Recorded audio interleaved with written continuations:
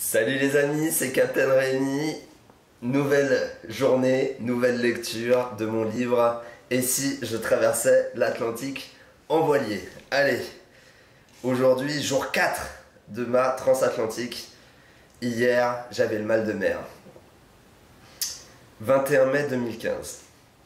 Il m'aura fallu moins d'une semaine pour que mon corps s'habitue au ballettement incessant du voilier.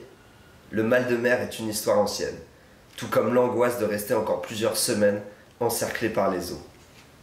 J'adore faire des quarts, et tout particulièrement ceux à l'eau. Qu'est-ce qu'un quart? C'est le moment pendant lequel on est en charge du bateau. Les autres dorment et on a la lourde tâche de veiller au bon fonctionnement du voilier. On doit rester attentif, vérifier que la route est libre et être à l'écoute du moindre changement. Le vent peut changer d'intensité ou de direction. Si c'est le cas, il faut modifier le cap du pilote automatique ou au pire manœuvrer. Les manœuvres étant trop complexes pour une seule personne, surtout pour moi, on est obligé de réveiller le capitaine. J'ai bien essayé une fois de changer de cap tout seul, mais cela s'est soldé par un arrêt brutal du bateau. Tout le monde s'est précipité sur le pont pour me demander ce qu'il se passait. Quand ils ont compris que j'essayais de manœuvrer tout seul, ils ont bien rigolé. Et puis l'histoire d'Henri m'a marqué, et je n'ai pas envie que nous finissions empalés dans je ne sais quoi à cause de moi. Alors, au moindre doute, je préfère prévenir Daniel. C'est délicat, car globalement, on dort peu et mal.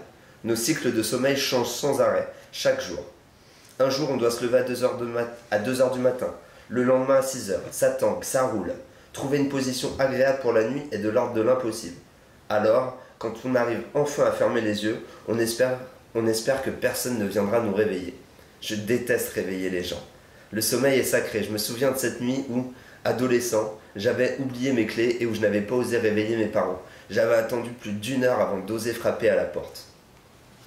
Sur le bateau, la question ne se pose pas. La sécurité avant tout. Je préfère ne pas prendre de risques.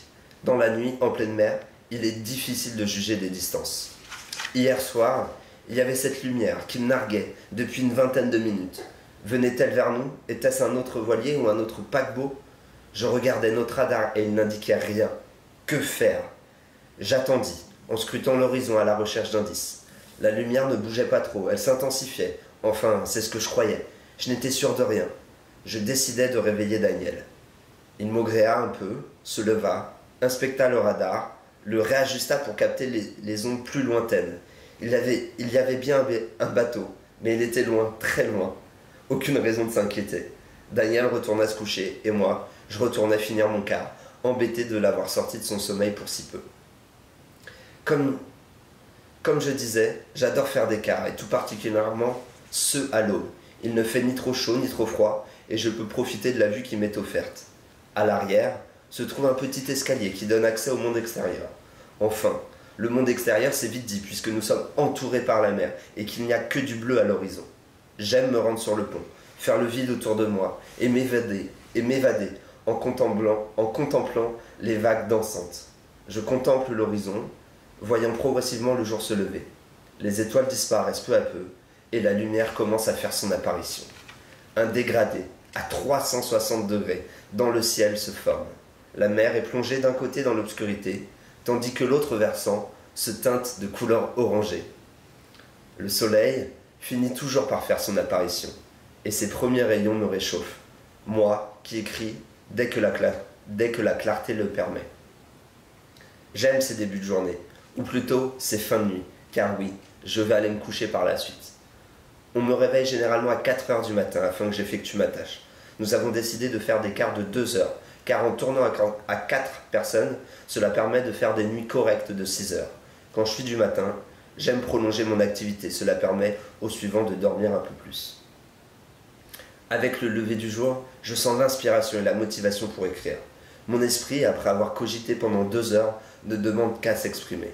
Coucher sur le papier mes pensées me procure un bien fou. Et pourtant, écrire n'est pas toujours une tâche plaisante. En tout cas, les premières phrases sont souvent maladroites. Parfois, l'envie n'est pas là et je peine à accoucher les mots. Cela demande une discipline que je m'impose lorsque je voyage. Je dois prendre une demi-heure par jour pour mettre sur papier ce que j'ai vu, mais surtout ce que j'ai ressenti.